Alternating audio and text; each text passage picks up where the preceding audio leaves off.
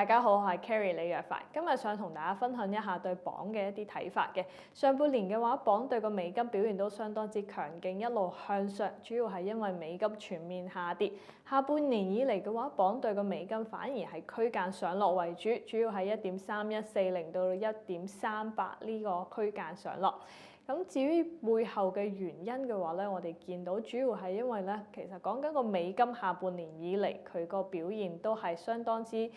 溫和啊。咁我哋主要見到令到個美金稍為下跌嘅係聯儲局嘅嗰個減息嘅預期升溫。但係近排美國嘅政府停擺咗之後咧，我哋亦都留意到市場冇再更加多嘅呢個美國嘅數據提供呢個線索嘅時候，都好難進一步調整對聯儲局減息嘅呢一個預期，所以美金咧就止跌回升，咁同時之間鎊咧對個美金咧亦都冇辦法繼續向上，反而掉頭回落，而且咧係曾經穿過呢個1.33嘅關口。咁嚟緊點樣睇？咁我哋見到嘅情況就係個美金似乎都未係真係有好大上升嘅動力，始終最新嘅呢個聯儲局主席鮑威爾嘅言論都暗示嚟緊咧10月份係應該要減息嘅，嚟緊亦都有減息嘅可能性。其次嘅話，中美嘅一個衝突重新升級咗之後咧，都對美國嘅經濟又或者係講緊佢個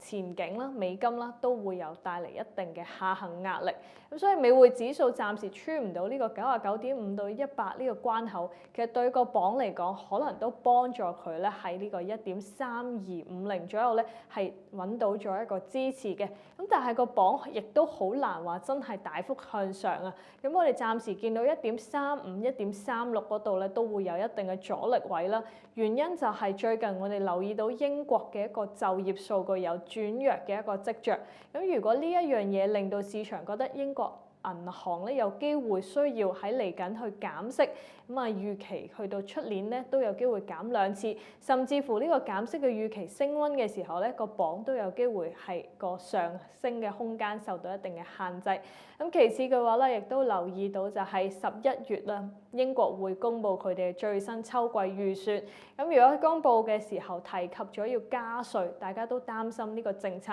會拖累英國嘅經濟，導致佢哋嘅財政收入未必想像中咁好，甚至乎個財政狀況會惡化。咁當每次市場擔心英國財政狀況嘅時候，英債收益率持續向上都係利淡個鎊嘅。咁整體嚟講嘅話，鎊對個美金啦可能會係喺呢一個1.3250啦到1.36呢個區間度窄幅上落為主，闊啲嘅區間咧就仍然係1.3140到1.38嘅。咁今日對鎊嘅分享就到呢度為止啦。下一期想同大家分享一下對黃金同埋白銀嘅睇法，敬請期待。